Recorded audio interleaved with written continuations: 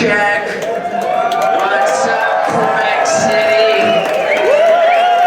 Oh, get the fuck out of here. I said, what's going on, Quebec City? Yeah, dude. Well, I am Steve-O, and as you might imagine, I travel with an opening act. I'm pretty fucking particular about who it is that opens for me. So believe me when I tell you, you're in for a real treat. You know this guy from the behemoth that is Kill Tony. I fucking love him. And please, a warm welcome. Make some noise for my special guest, Ahren Belisle.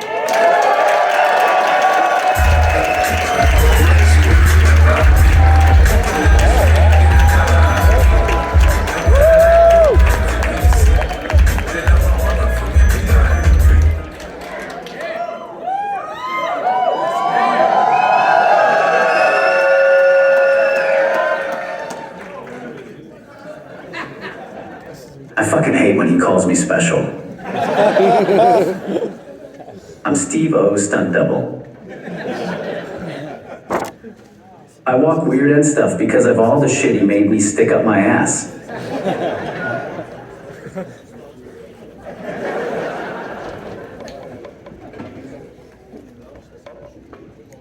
I found out the other day that I'm disabled.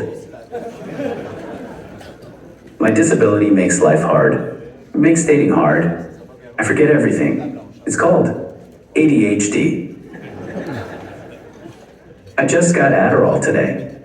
Maybe if I take it and try really hard, I can close my mouth.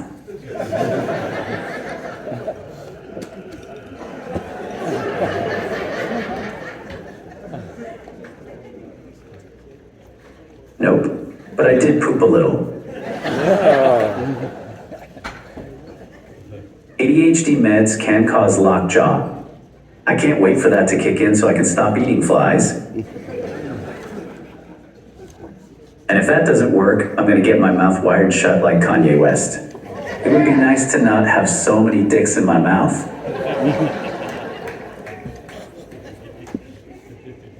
I even leave my cane everywhere. You know how some people say they would forget their head if it wasn't screwed on? I literally forget my third leg.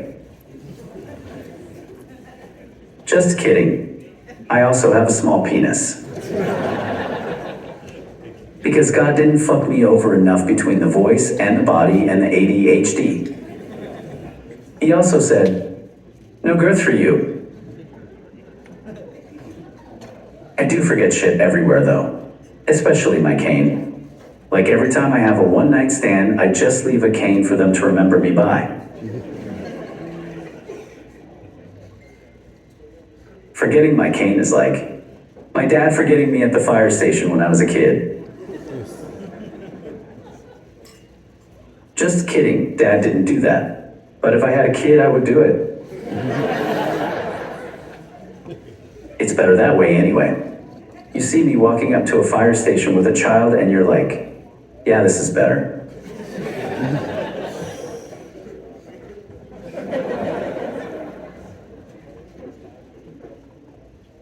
I got bullied a lot growing up. My bullies were my brother, a set of stairs, and a stripper's kid. I also ended up fighting that kid. He called me a retard and I called him a $20 cream pie.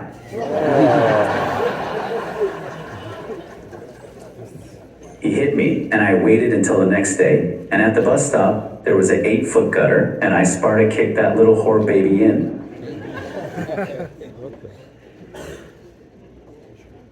I might look like a little retarded boy, but in my heart, I'm 50 Cent.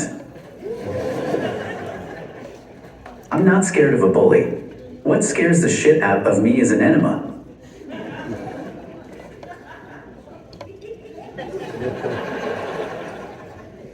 When I was 12 years old, I lived in a horrible rehab clinic after leg surgery. It was like Squid Games, but for kids recovering from near death.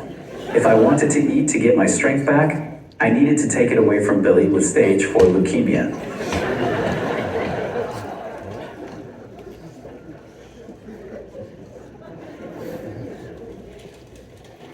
That was the first time I have ever won natural selection.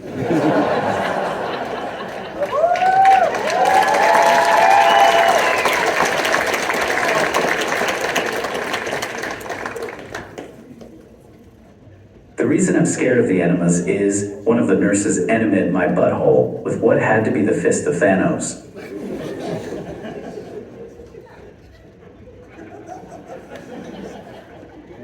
I'm the only person who has ever been sent to rehab sober and went home with a drug problem.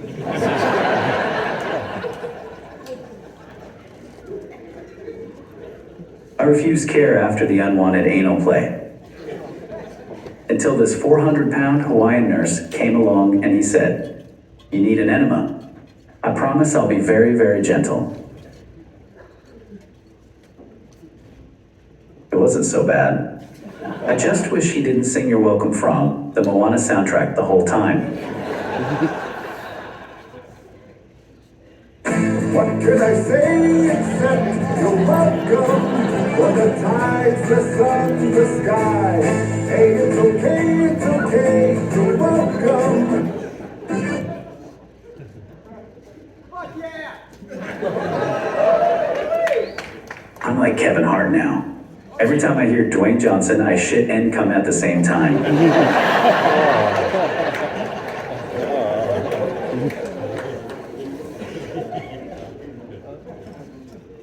The biggest symptom of my disability is the cognitive impairment that it gives to the idiots around me. I asked my hotel clerk last week how to turn on my air conditioner, and he started talking louder and slower to me. He's like, no. Have cold. We have heat. Eat. We have eat.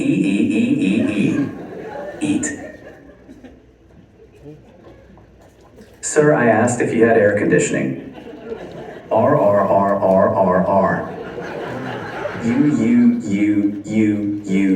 You. Fucking retarded.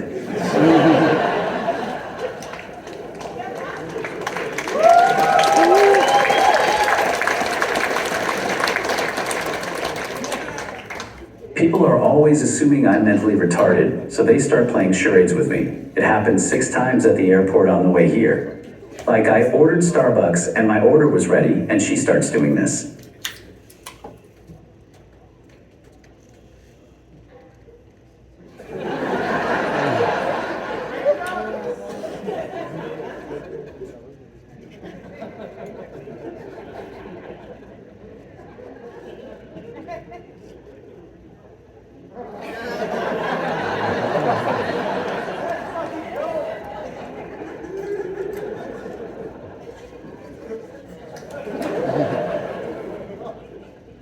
By the 6th time, I just started doing it back to them. Hey Sharon, I'm going to kill your whole fucking family. You stupid piece of fucking shit.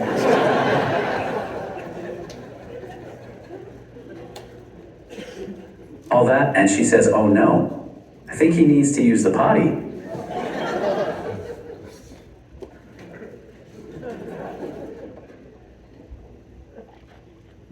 So I killed her family.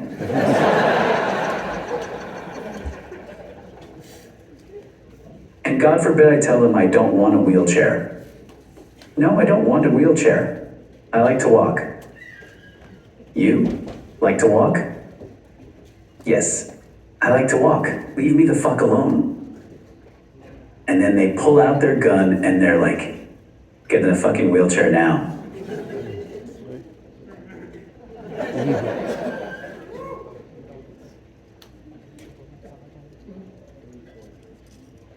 That was an airport joke delivered poorly.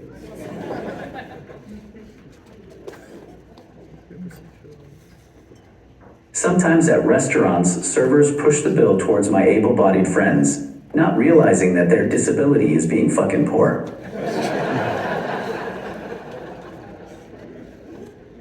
One time a waitress asked if I needed help cutting my steak. I said no.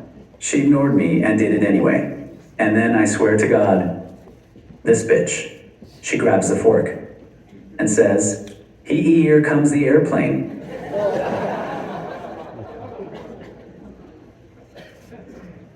Just to see the look on her face, I had to tell her that she needs to chew it and spit it into my mouth.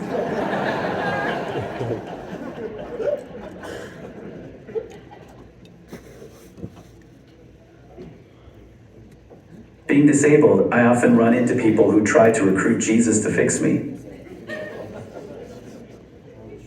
I was in a taxi one time, and he pulled over to tell me that he once cured an ear infection by praying. He says he can cure me, since cerebral palsy and ear infections are exactly the same. I don't have a lot of options, so I'm like, okay, let's see what you got, big boy.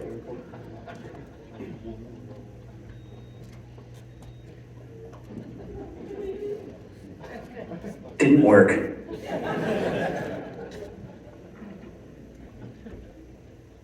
Next time a religious person tries to pray to heal me, I'm going to start curling up the other arm and say you made it worse.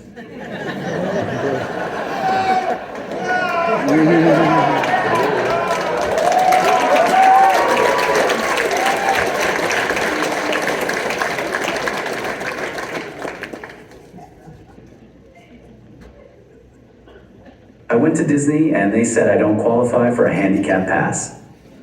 I didn't understand, so I handed him my Mr. Potato Head toy and told him to take off pieces until it's disabled enough to skip a fucking line. Handicapped people get way more disabled when they want something. If I'm in a job interview, I can do anything. But if I'm at Disney World,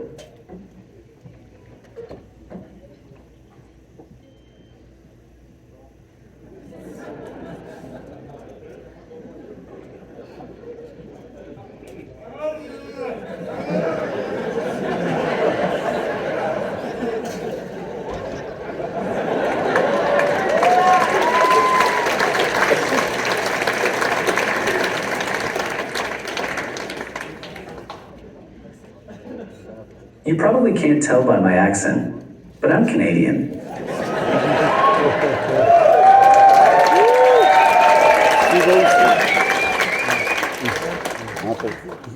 My disability isn't even the weirdest thing about me. The most shocking thing is that I'm circumcised. You might be asking yourself, why is that weird? It's pretty common. Well, it's weird because when I was a baby, I was suffocating with an umbilical cord wrapped around my neck, and they look at me and they're like, nope, this won't do at all. And they looked at me dying and they said, oh no, grab the knife. Look at that nasty dick. Even the priest wouldn't touch it.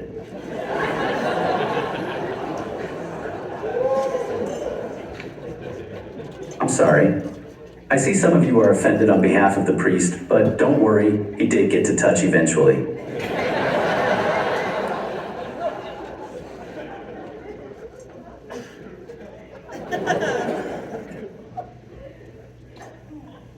Something people say that annoys me is, why don't you just date someone like you?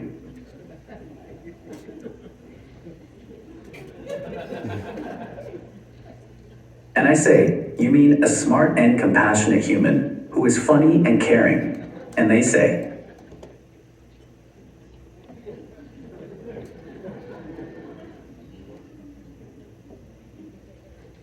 no, you know what I mean. You know. what do you want me to do? where a sign saying, "You must be this disabled to ride." So I never did date disabled people because I didn't like that. That's why when I found out my girlfriend had autism, she had to go.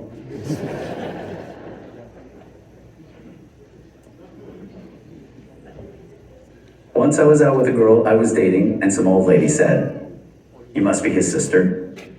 And I like to make people uncomfortable when they're ignorant, so I said, "Oh God, you're telling me this now." We have 3 very slow children.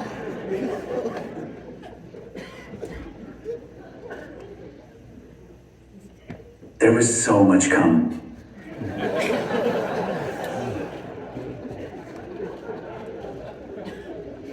Everybody thinks I'm infertile, so I never have to pull out.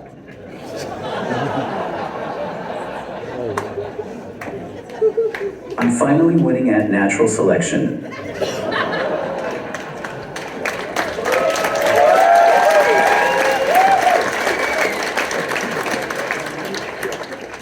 Almost lost survival of the fittest to a bathtub, though. I usually don't need help, but a while back I was in a hotel and I got stuck in the shower. The wall of the tub was 3 feet tall and 1 inch wide, so I had one leg over and the wall up my ass crack. I didn't want to ask the girl I was seeing for help because we had just had a discussion about me not needing help, so I reached for my phone to call the front desk. Problem was, I was panic flaccid. Normal flaccid is a couple inches. Panic flaccid is like a clitoris resting on your balls.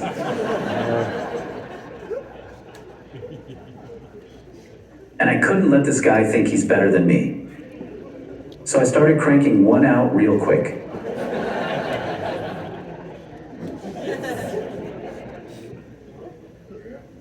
I realized how stupid this was, so I put my phone down and my ego aside and I asked the girl I was with for help. Because I know fundamentally she cares for me and wants to help. She comes in and I'm fully erect, staring her down to assert dominance.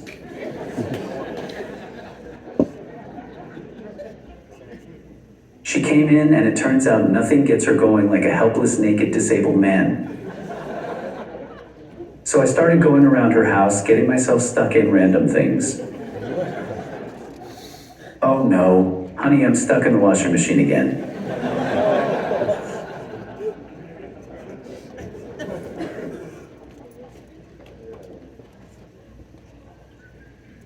Before I go, I want to tell you about my charity for special needs.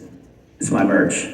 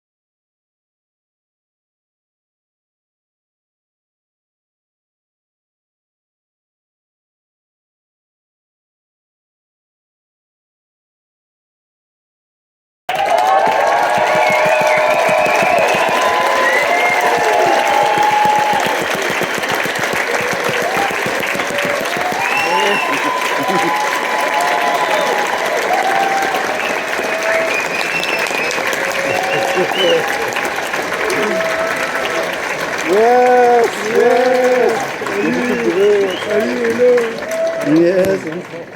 gonna love Steve-O. He's got a very special way of introducing himself.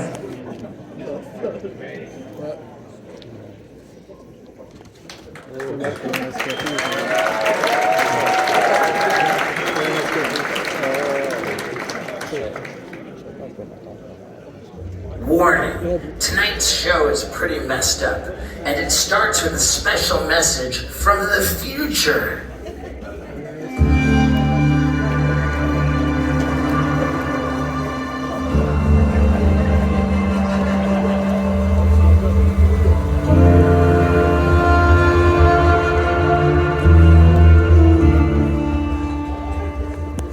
Hey folks. Real quick, let me tell you about this show you're about to see. I was much younger, barely ever shit myself, and had a cock that worked fine most of the time. But I was so bent out of shape about middle age, it was embarrassing. Lucky for you, it was hilarious. So, enjoy the show, and rest easy knowing that I never stopped getting totally radical.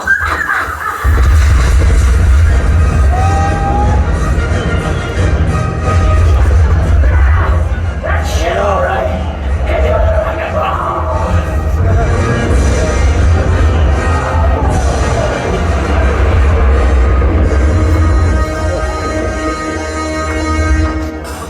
Still got it. Ladies and gentlemen, Steve-O!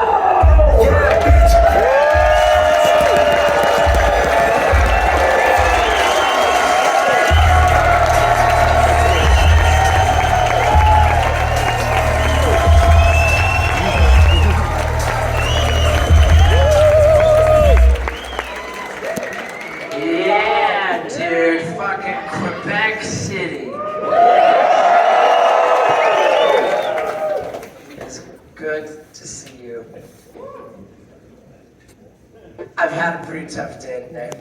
A little bit chilly. Fucking piece of shit RV that I use as a tour bus doesn't have the heat working. I'm a little upset about that. But it's all good, man, because I fucking love Quebec. Yeah, and by the way, keep it going for Ahren Belisle.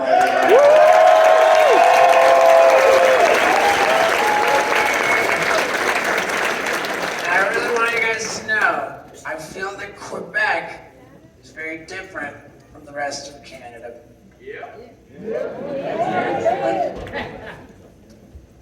You know, they want to fucking talk shit about Quebec, like they got some kind of fucking problem with it. But I will tell you from my own personal experience, Quebec audiences are the fucking greatest, period. And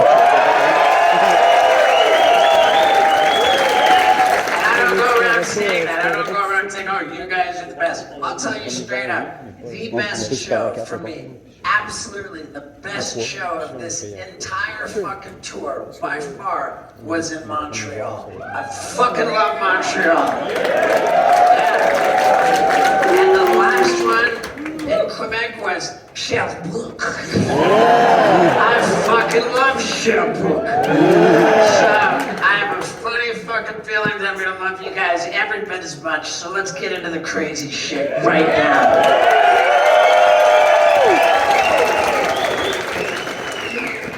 Something fucked up happened. I turned 50. Fucking 50. And I'm pretty sure nobody saw that coming.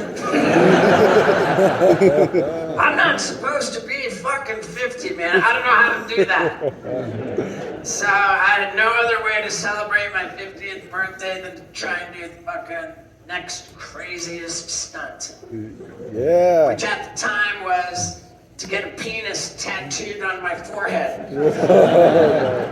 I just had that fucking idea. I wanted to do it, and I wanted it to be done by the most famous person with face tattoos ever. So it had to be Post Malone. Now here's what happened.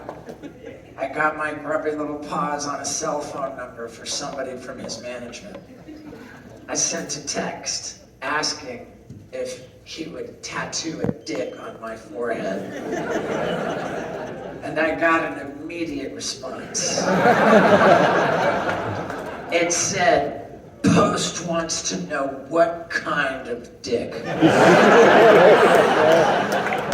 So, I texted the design that I had. Got another immediate response. It said, fuck yeah, he's in. So now it's on the calendar. But I was so fucking excited about it, I couldn't help but blurt it out to a reporter. I mentioned that this was the plan. And that reporter thought it was juicy enough to write a little story about it. And then other news organizations saw her story. And then fucking every time I opened up my goddamn phone,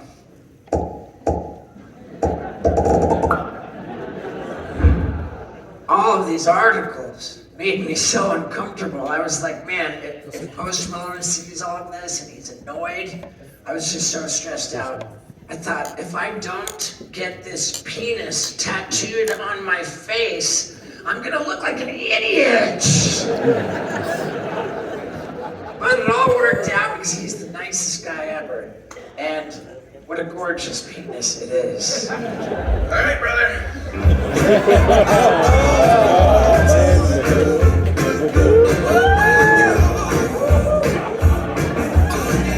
You got a dick on your forehead, brother. Yes, sir. Now.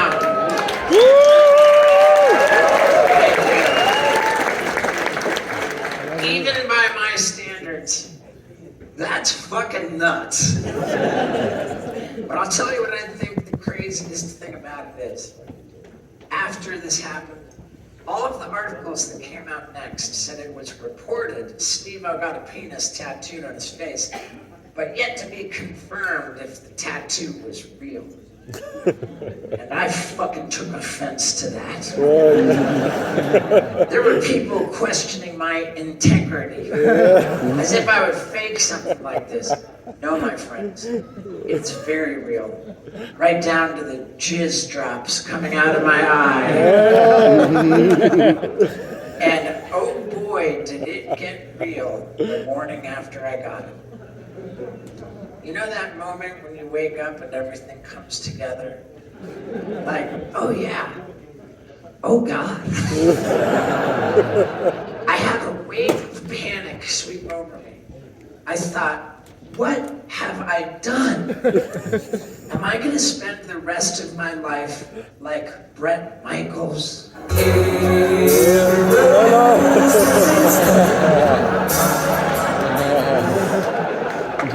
But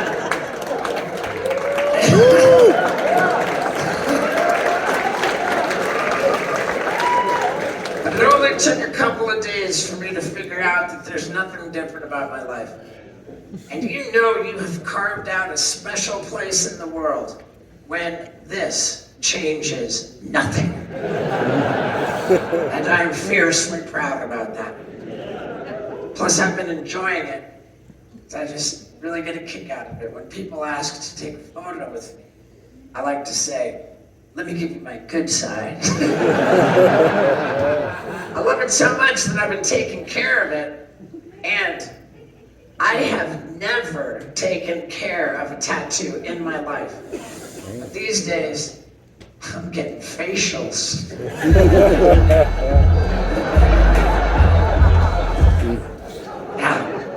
Of course, it is reasonable to imagine maybe there comes a point when I no longer want a penis on my face. Unlikely, but if that were the case, I imagine it would be pretty simple to get it lasered off. But even then, it's not going anywhere for the next 10 years on my new driver's license.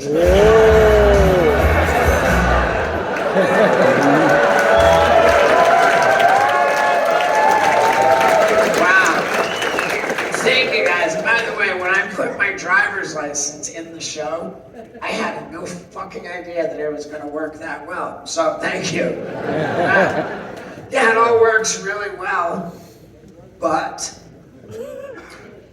I knew there was gonna be some negative feedback too.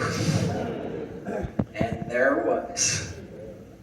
I saw a particularly vicious, nasty comment on the internet right away. It said, Steve-O is like 50.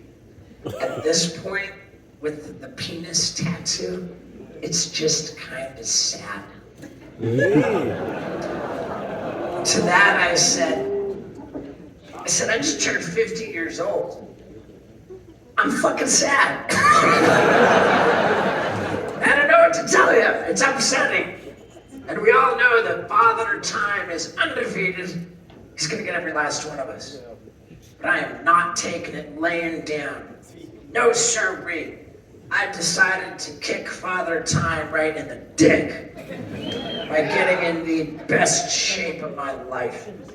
I started exercising like a lunatic, cleaned up my diet, lost all kinds of weight, and I've been optimizing my health by doing radical things like getting in the cold plunge. Ooh. Have you guys heard about the health benefits of the cold plunge?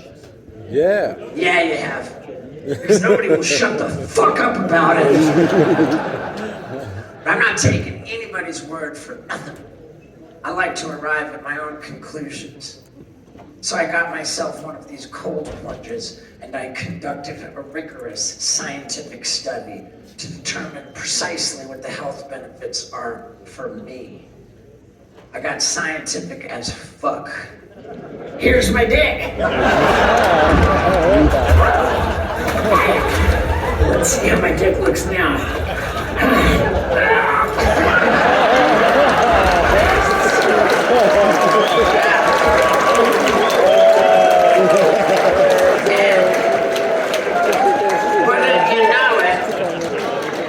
It turns out what they say is true.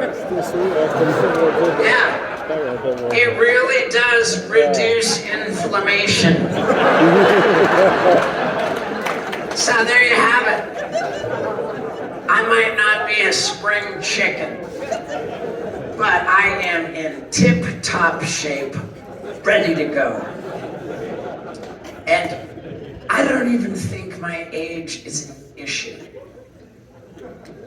I think the big problem for me is how fucking high the bar is for the dumbass shit I do.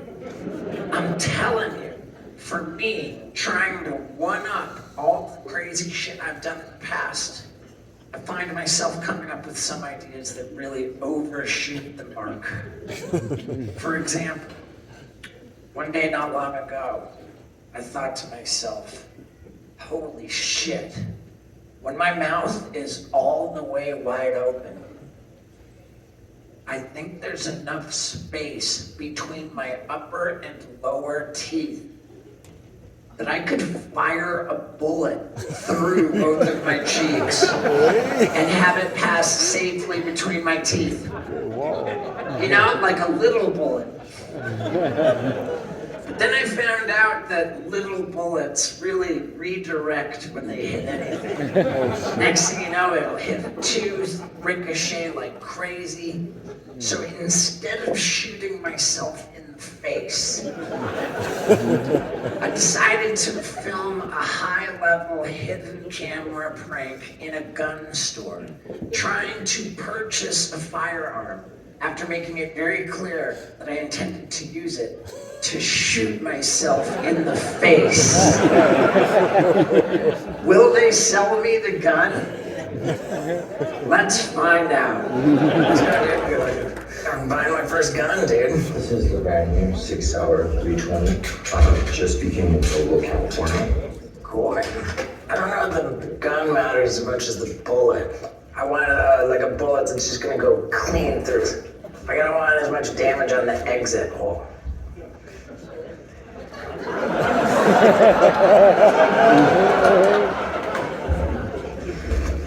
Yeah, they're just like in between the teeth right there, like. I put it fast to my dog, like put it all the way up. I want to have it I pass right through? Or is it better closer? We're not at all. So I'm a range safety officer as well. So right now I'm like trying to pull back. So further back, you think? The less damage it does on the way out, of course, the better. So it's a 10-day-week process. Okay? So I will blast myself in 10 days. Just that easy. Yeah, dude, how's it going, bro? Legend. Yeah, after I get done with this one, I will be. Yeah, they sold me the gun. And everybody loves a good hidden camera prank. But let's face it, with me in this peak physical condition, you had to know that I was not done doing awesome high-impact stunts. And I knew that I was really gonna put myself through it for this show. So I just wanted to do my first stunt in my sleep. One day I told my crew, tonight you guys are gonna be sleeping in the hotel while I'm sleeping in the parking lot of the hotel on a table that is tied to a Tesla Cybertruck. At the crack of dawn, I need you guys to sneak out, get in that truck, and fucking floor it. And I'm not a morning person, so I knew it was gonna work.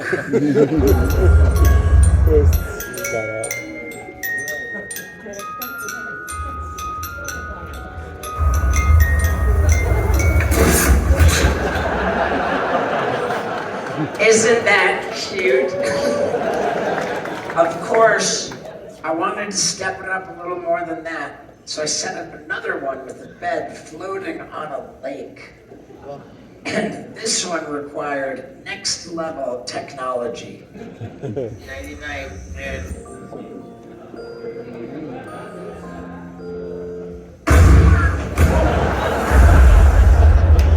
Yeah, it's a good time. But I think we all know shit's gonna have to get a lot more fucking violent than that. Because you people are bloodthirsty bastards.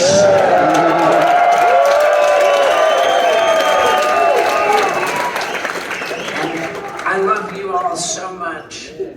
I decided to go through with an idea that I had been sitting on for decades, putting off for pretty obvious reasons. The idea was for me to dress up like a crash test dummy and drive a car right into a fucking wall. So I bought the only car for the job. A smart car. And I was pretty sure as soon as it hits that wall, it's gonna be totaled, which makes this a very expensive stunt. So I wanted to get my money's worth out of that smart car by doing something cool with it before I crashed it. And what could be cooler than recreating a classic stunt from the very first Back to the Future movie?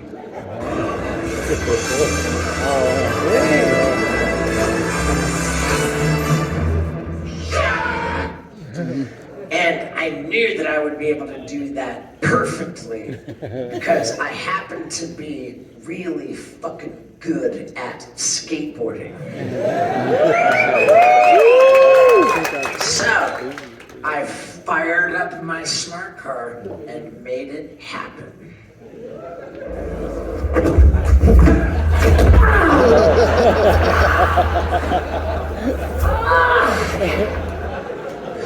Nailed it!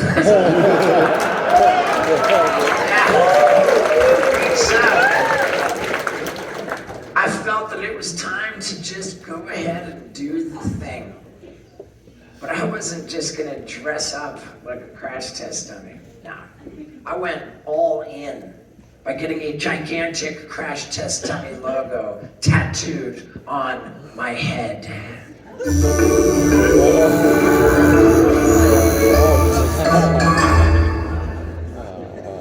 because I'm fucking professional. So, now that I really felt the part, my next move was to call up my buddy Johnny Knoxville. I said, hey, Captain, I'm getting ready to crash this car and I'm really nervous. It would mean a lot to me if you could come out and show support. But really, I just wanted him to be there to see how fucking awesome I was. I wanted to hear him admit how jealous he was of the incredible footage I got. And he agreed to come out. So a group of us met up at the famous LA River, where I got in that smart car and carried through with this stunt precisely as intended. Steve, we may be getting older, but I tell you what, we're in the worst shape of our lives.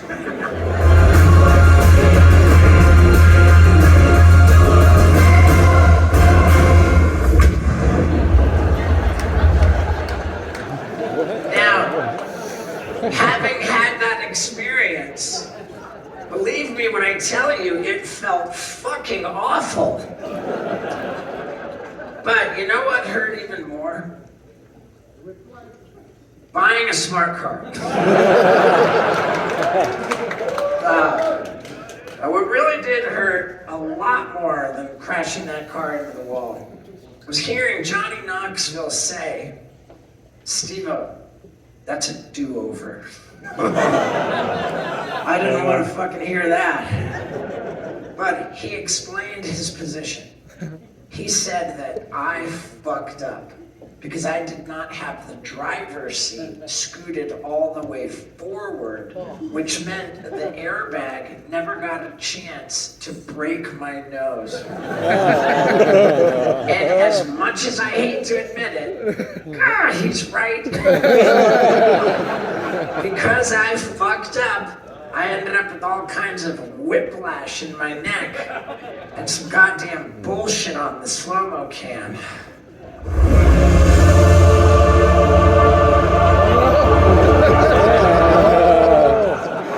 So, obviously, I needed to make this right.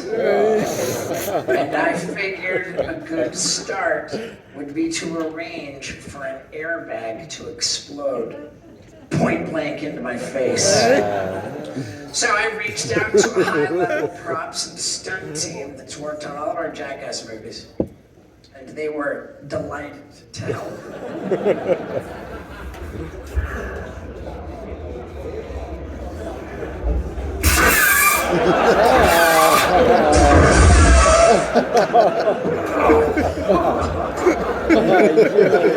I tried to pay those guys, but they said, your money's no good here, Steve-O. Thank you for your service.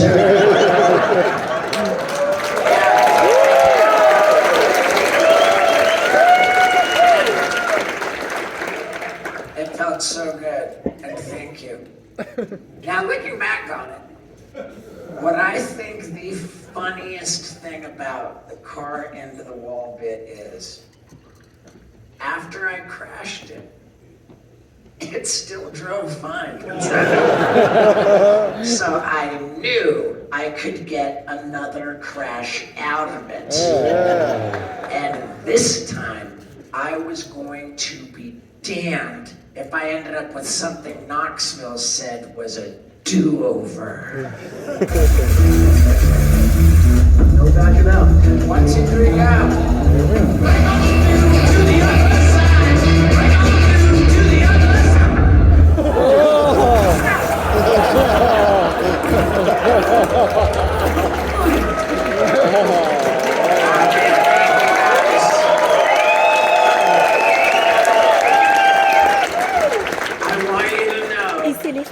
It means the fucking world to me that you appreciate that.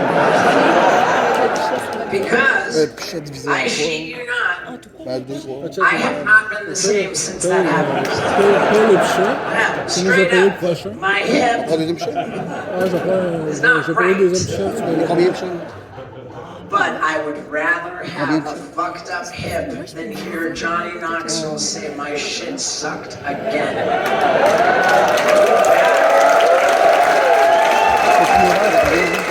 So it's all good, man. And as a matter of fact, I felt so good about everything at this point. I figured I might just start using my smart car as a regular old day driver.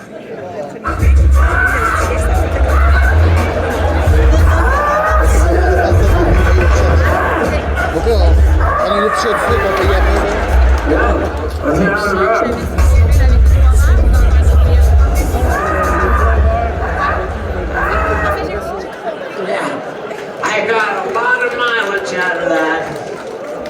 And I live in Tennessee now, where I've got this little trail that goes through the woods by my house.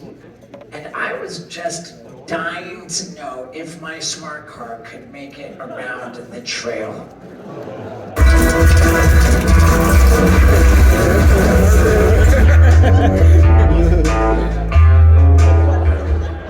And if you can believe it, that's what killed the smart car. So, with it broken down in my backyard, I was like, what the fuck am I supposed to do with this thing now? Blow it up, that is correct.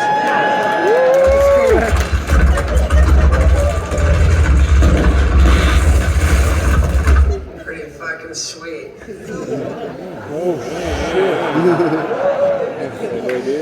Yeah, I really found that deeply satisfying. The car was filled with fireworks debris, and somehow, maybe the windows were rolled down while it was pouring rain. It started growing all kinds of fucked up mold inside. So I just left it and moved on to the next thing, which was arguably the most outrageous idea I've ever come up with. I figured I might get myself a boob job.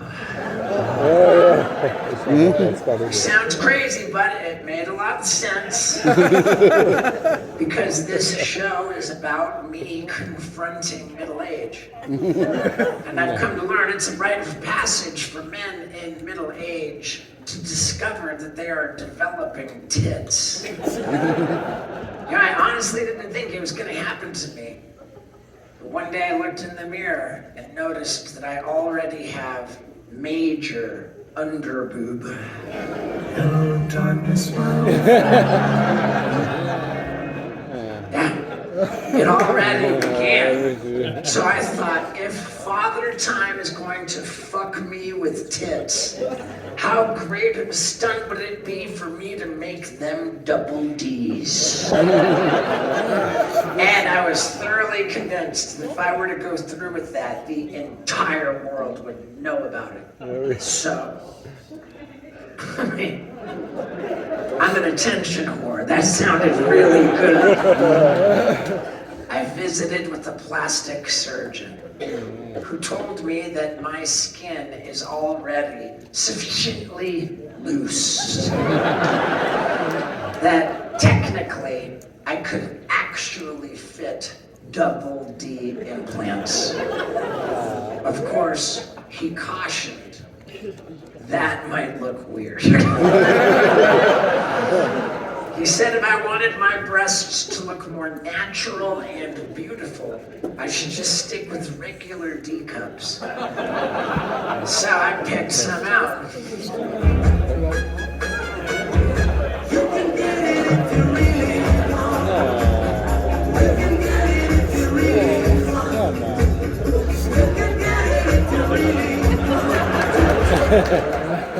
And I was so fucking serious about this. My plan was to get the tits and to keep them in for just 2 months, then get them out. Maybe pop one off for the 22.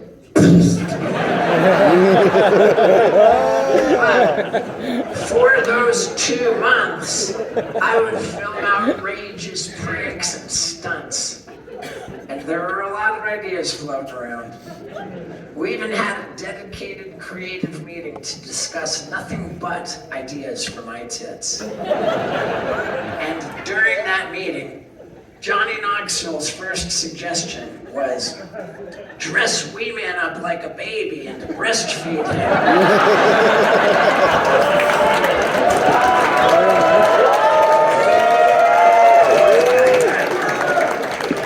One of my favorite ideas that I came up with was to have my entire body waxed, so there's not a hair on me. Then, with airbrushing, spray over all of my tattoos so I'm ink-free. Then lube up my tits and everything with oil.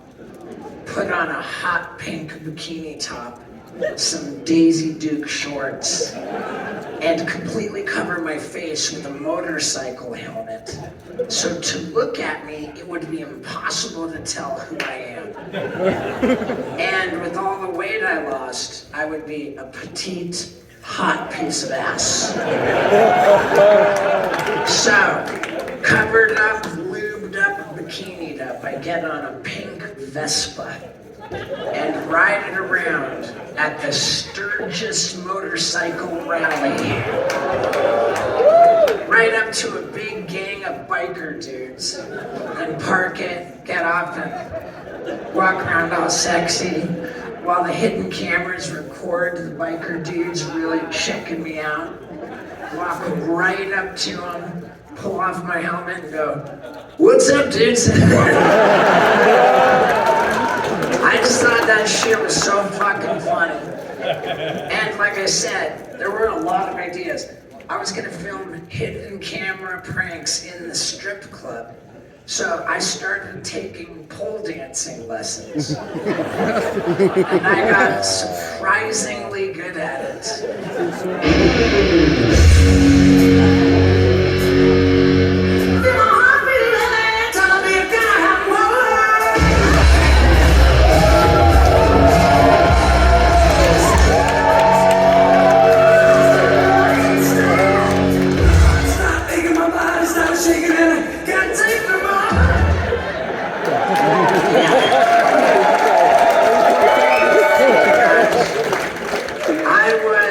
Ridiculously committed to all of this. So much so that I had both surgeries completely paid for. There was a hyperbaric chamber set up in my living room to make me heal twice as fast so that I could start filming sooner. And it was literally the night before my operation. Late that night.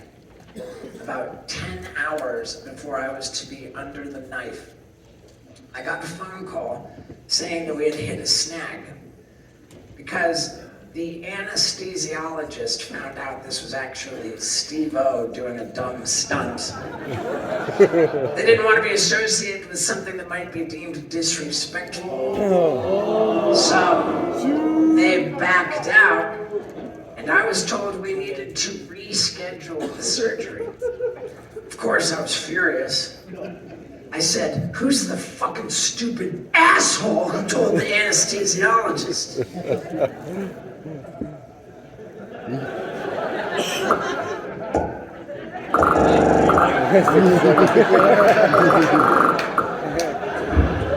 Oh, god damn it, it was me. So now they're trying to reschedule the surgery. It's the very next day. On the actual day my boob job was scheduled, I was buying groceries at the supermarket while the person ringing me up on the cash register seemed to be transgender. And I was just standing there thinking, it's like the universe is giving me signs. And I really just couldn't help it. I was compelled to ask this person, can I run something by you? And mind you, up to this point, I did not feel that I needed to run shit by anybody, because goddamn it, my body, my choice.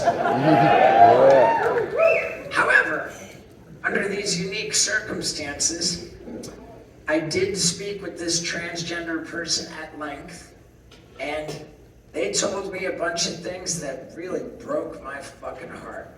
Plus, they said my seeking to be beaten up by biker gangs is just celebrating and inciting violence against transgender people. And they made a point. I thought, you know what? It is not in the spirit of what I do to make their life even more fucking difficult. So I called the whole thing off. Wasn't easy. But, hey, well, thank you. You know, when I initially intended to be a big, loud publicity stunt to make me the most famous guy in the world, ended up being an opportunity for me to promote being compassionate. And I'm cool with that. But, thank you. But, at the same time, there was no fucking way that I wasn't going to the strip club with hidden cameras. But just have them introduce me as a regular old dude. Tonight we have a first-timer, goes by the name of Floppy Coxie. Everybody put your hands together for a dude.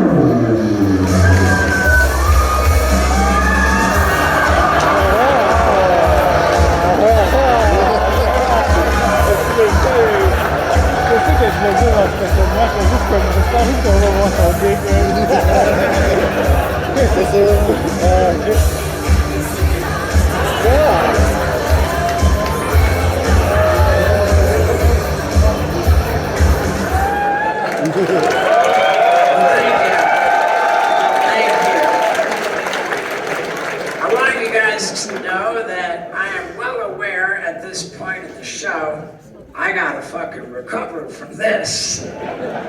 Yeah, and don't worry, because it's gonna get nuts. Now, after I called off the surgery, I got a phone call from the president of the UFC, Dana White. He had been extremely upset about my plan. And when I told him I called it off, he called me. He said, "Brother, I am so fucking happy to hear you are not doing that. Let me tell you, that was not gonna go well for you. The way people are so goddamn uptight these days, Steve-O, that was all bad news. And remember, brother, people love you because you're badass. You don't need this weird tit shit." He said, "Your legacy is for being badass. So go and do that." I thought maybe he's right. Maybe it's time to be fucking badass. Yeah. I wonder what the chances are we get that smart car running again. You'll remember it was broken down, growing mold in my backyard. So the first thing I wanted to do was get it cleaned.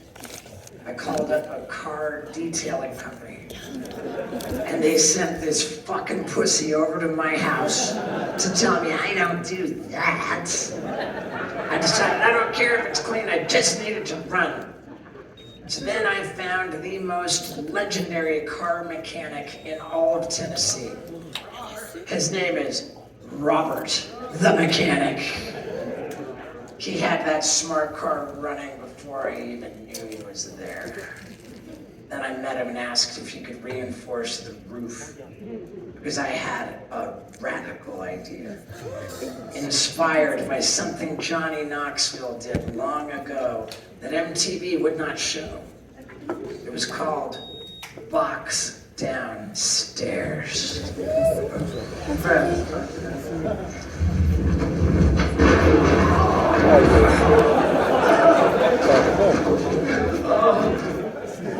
So I told Robert the mechanic my idea was to park the smart car sideways on top of a big hill. Get a bunch of dudes to shove it over. So just like the box downstairs, boom, boom, boom, boom, boom, down the hill.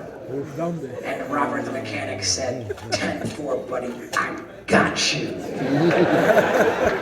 He welded together a roll cage inside of that car within 24 hours. My other buddy told me he had the perfect hill at his house. So it was time to roll. I showed up prepared because I did not want to break my neck doing this. I got myself an airplane pillow.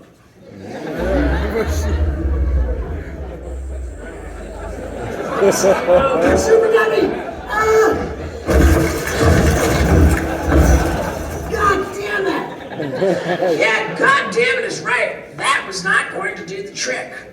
Right away, I knew I needed to find a much bigger, steeper hill. So I started driving around looking for one. And what I found came off of a big highway overpass. I pulled over on the shoulder, got out. While looking at this hill, I thought, oh God, it's perfect. I was so fucking scared. I took photos of it and texted them to all my buddies in the area trying to recruit car tippers. But everybody's getting back to me saying, are you out of your goddamn mind? You can't do that on the highway. You're gonna get arrested. So out of everybody I reached out to, only one person was willing to help. It was Robert, the mechanic. He said, no problem, buddy. I got a bail bondsman. I work on his car all the time. Of course, Robert, the mechanic alone cannot shove over a whole car. But worry not, because I also had a few dudes in town who worked for me and had no choice. So I knew we would be able to get that car pushed over. But again, this was really scary. For me to conjure up the energy to be this badass, I needed more head tattoos. Yeah, dude, that was fucking rough, man. And candidly, I would regret those ones on the side pretty much right away. Because now I can't have a normal fucking haircut without them screaming out.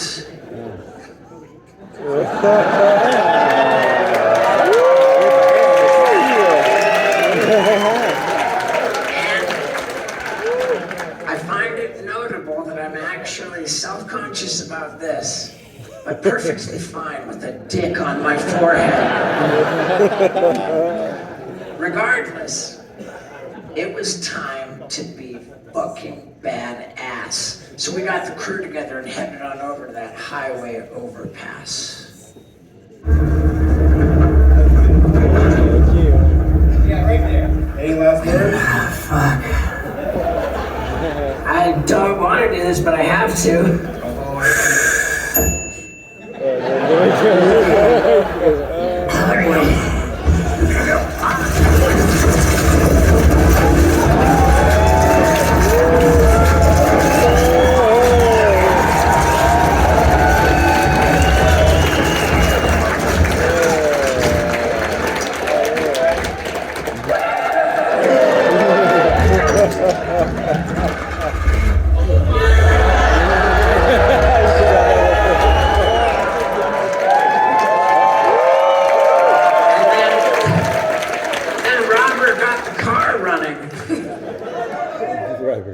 Yeah, that really was scary and violent. But in the moment, I had no idea how insane it really was. Because after that, Robert the mechanic actually said, well, now this is over and everything's okay, I should probably tell you, I wasn't able to get the good stuff. I welded that roll cage out of regular gas pipe from Lowe's. And how fucking legendary do you have to be to feel you should wait to share that later? I love that man. And I was so happy at this point. I felt badass again. Yeah. I had wind in my sails. I said, you know what I'm gonna do now? I'm gonna do something so badass, it takes nothing but balls. You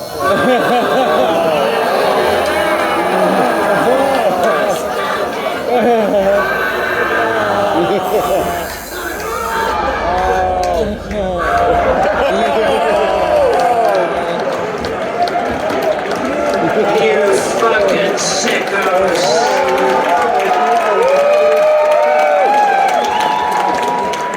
For the record, I do not know that I have ever felt more horrific pain than ball sack tattoos. But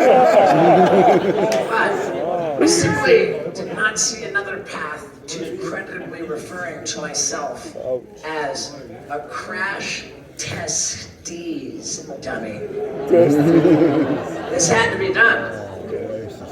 Hi, I'm Chris Pontius, professional racer.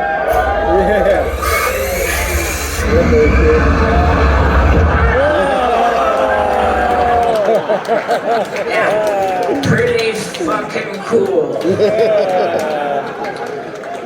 But I gotta say, as deeply satisfying as it is to feel badass, and as much fun as it is to laugh with my buddies, let me remind you, this show is about me confronting middle age. And with age, are we not supposed to become more wise? I just couldn't help but wonder if a wiser Steve-O might not try harder to make the world a better place. Maybe even save lives. And it just so happens that a lot of people my age are dying, totally avoidable deaths, because they're unwilling to let another person jam a finger up their asshole. This is very upsetting. People my age need fingers and scopes inside our buttholes to detect things that are totally treatable if caught early. But so many people take the position, ain't nothing going up my butt. Nothing's getting detected and they're dying. So that is gosh darn right. I decided to become a wiser Steve-O. I figured I might even become a bona fide hero, saving a lot of lives by presenting things going up our butts in a way that makes it cool again. And in order to do that, I'm going to take the mystery out of the colonoscopy by showing you mine.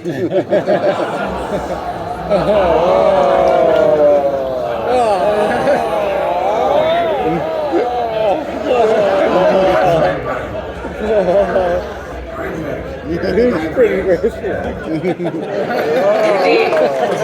I can promise all of you, a colonoscopy is nothing to worry about, because they're going to have the decency to drug you before they violate your asshole.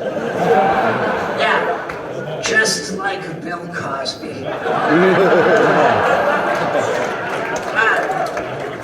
I know my audience pretty well. I know a lot of you are going to need much more encouragement if I am to save your life. You're going to want to know why this will be fun. And what could make anal penetration more fun than a magic show? You can see my hands are totally empty. Nothing up my sleeve.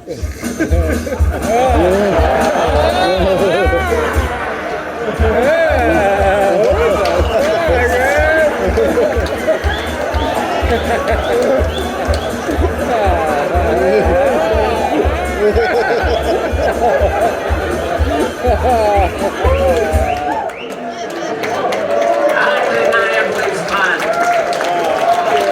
Thank you.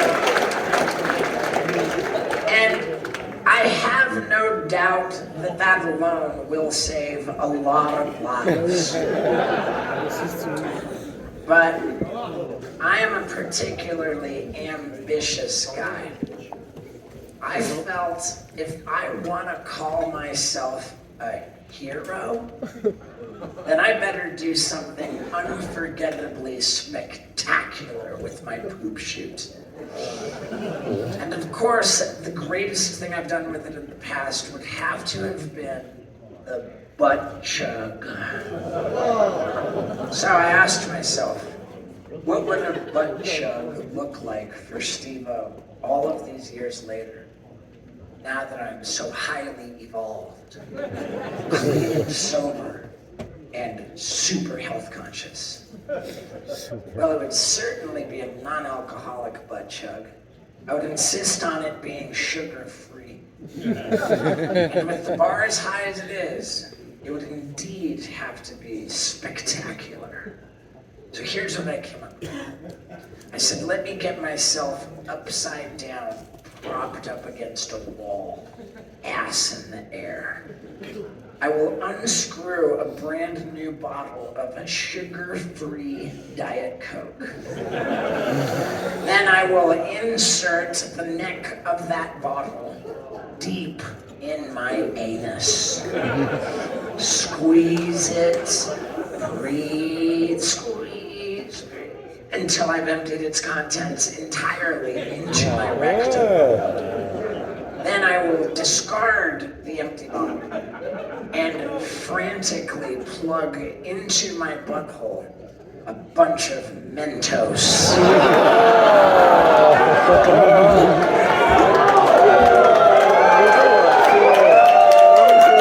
Once I've got a good few Mentos in there, I will clench like never before. And shake.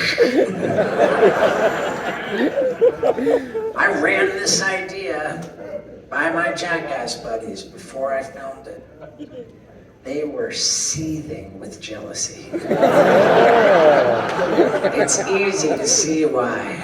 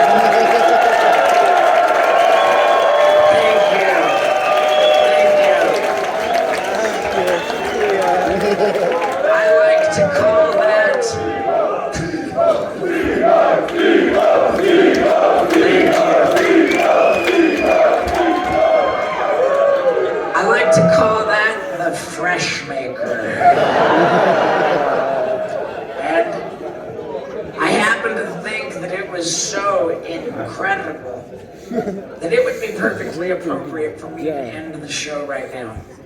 But I cannot do that because we have unfinished business. You see, you'll remember after my smart car rolled all the way down that hill, it was still running. Yeah, thanks to Robert. So I knew with that smart car still running that it was my duty to bring it over to my buddy's place with killer dirt jumps in the back and go full on fucking motocross. Pedal to the metal to get the maximum amount of air possible. Ah!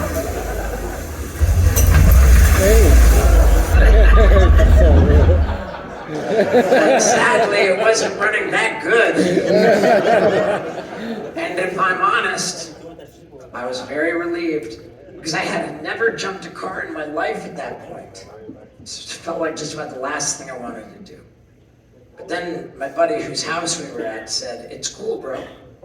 We'll put the smart car in neutral I'll get behind it with my high-power Polaris and push you fast as fuck off that jump. Time to be badass.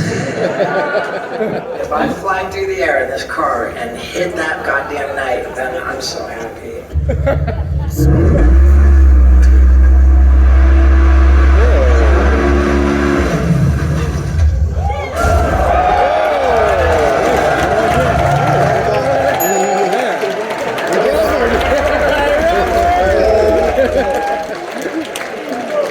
I was thrilled with the result. Thank you. I was thrilled, but I never intended to end the show with that, as it was just so that I could say it was nice to get a little bit of air. What I really wanted was a lot of fucking air. I wanted to get a 100-foot tall crane over to my house, hang the smart car from it like a badass wrecking ball, and bust some shit up. I'm Steve-O, and this is the Wrecking Ball Crash Test. Oh boy. Oh shit!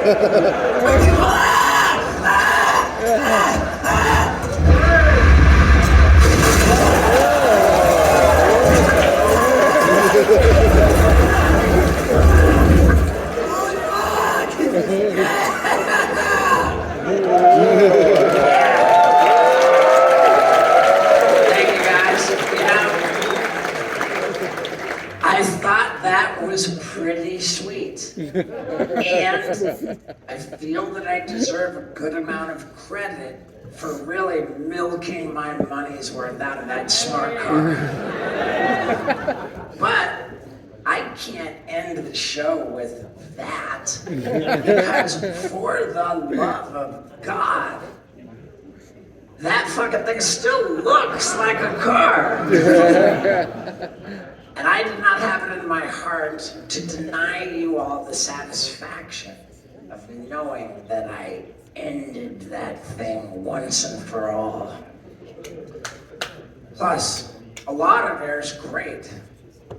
But how about if I got 13,000 feet of air by driving my smart car out of an airplane? It was very easy for me to dream up that idea, but I soon learned to execute it would be far more complicated than anything I had ever fucked with before. And not because I had to get really, really good at skydiving. No. This was a red tape nightmare because I was told if you want to shove an actual car out of an airplane, you need permission from the FAA. And they've got a representative in each and every one of the 50 states. So, one by one, we approached various states with painstaking proposals. And one by one, they all said, fuck no. This went on for literally months on end, to the point when it became so frustrating that I kind of snapped. I said, you know what? We're not asking the FAA anymore. I don't care if it's legal. We just need to find the right lunatics who will do it anyway. So, we found a top secret operation in an undisclosed location in Arizona. They go by the name Skydive Arizona, and I don't know what makes them so different. They simply were not concerned. So now the problem was that I live in Tennessee, which is nowhere near Arizona. It's like 2,000 miles. And that smart car's not driving 2,000 miles. So how the hell am I gonna get it to Arizona? One call to Robert the mechanic. I said, bro, can you get this fucking car to Arizona? And he said, at your service. So Robert the mechanic drove the smart car all the way to Arizona. I showed up shortly thereafter, and learned how serious this really was. Because these absolute lunatics were all kinds of stressed out, telling me how impossible it is to predict the way a car will behave in freefall. They said, that thing can spin so hard. You just don't know. So they told me there is no way this will happen unless I cut the roof off of the car first. And I said, okay.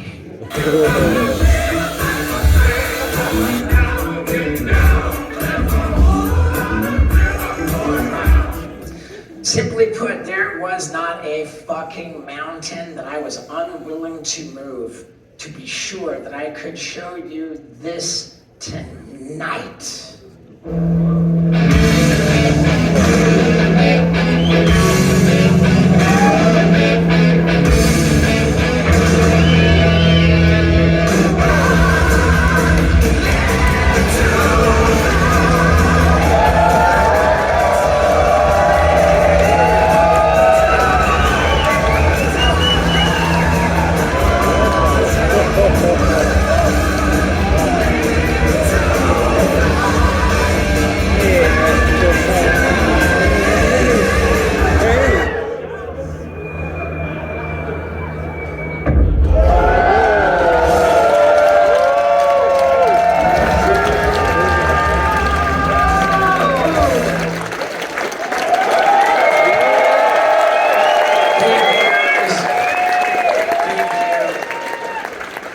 I was so happy to have that behind me. And full disclosure, I was not the first person to ride a car out of an airplane. It had happened before at Skydive, Arizona. But what had never, ever happened before was for the impact of a car hitting the ground from 13,000 feet to be captured on video. And in order to get that shot, I hired 3 different drone pilots, 2 super long lens filmers to shoot from the top of an 85-foot tall crane I rented. And all 5 of those assholes failed to get the shot. What you just saw of my smart car hitting the ground was filmed by a totally random dude I did not know was there. Who was standing on the ground with a fucking cell phone. And I would love to tell you that that random dude was Robert the mechanic. But I simply have too much integrity to lie to you about anything. It really was just a random dude. However, Robert the mechanic was also right there. Because I knew I was going to have a burning question for him. Robert, what can you do with this? Full coverage or just liability? That car was so absolutely gorgeous. There is no way I was going to leave it in the desert. I sourced a trailer to have loaded onto so that I could proudly drive it all the way home to Tennessee myself, where it now lives at my house.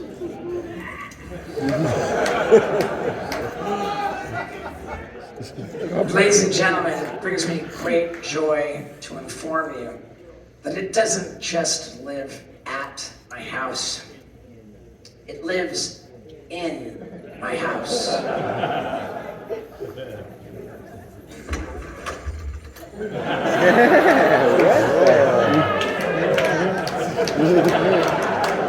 We literally cut the fucking floor out, set the smart car in there, and then found out how goddamn expensive structured glass is.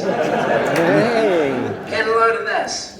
For the one piece of glass to cover that, they wanted $35,000.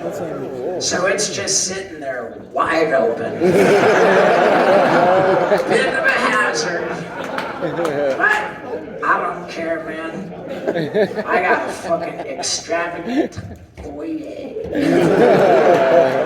And with that, I want to tell you guys, man, when I fucking started working on this show, I was really having a tough time with this 50s business. Oof. I just thought I'm too fucking old and this is embarrassing. But then it occurred to me that a great many of us are getting old together.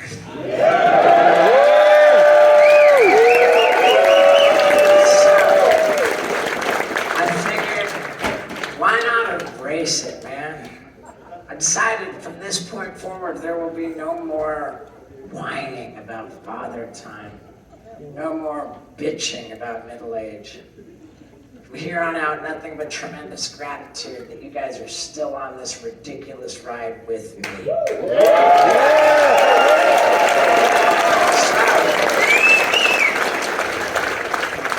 I'm trying out a new ending for the show, which brings us back to the future.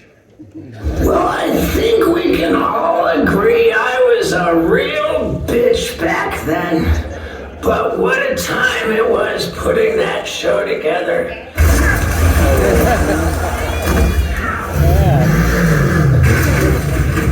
So much weird shit went down. You surround yourself with people who are honest. Dude, gas pipe from Lowe's. Supportive. Not fucking sweet. Creative. Dress wee man up like a baby and breastfeed in public. Well, then there's just no such thing as too old to be who you are. Thank you for coming out to my show. Y'all get home safe now. Yeah, thank you guys. Lastly, let me get everybody to pull out their phone and take a photo. Yeah, I beg you not to put my actual show on the internet, but by all means, take a photo now. And let's get Ahren back out here.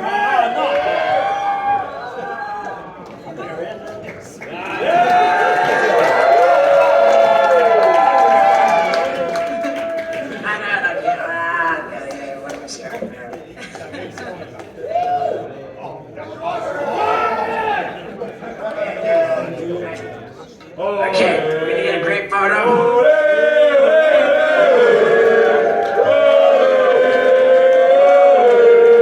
Alright, now, if you guys want to post this photo on your Instagram, go for it. And be sure to properly tag us. Because we go through our tagged feed and we double tap every one of these fucking things. And I think I can speak for both of us. I think I have to speak for both of us. But you guys have been amazing, man. I genuinely fucking love Quebec. I feel that Quebec, people from Quebec are happier than everybody else, man. Thank you all so much. Now I got my walk-on song. It's called Young Till I Die. Quebec City, I love you. Can we get the house lights on?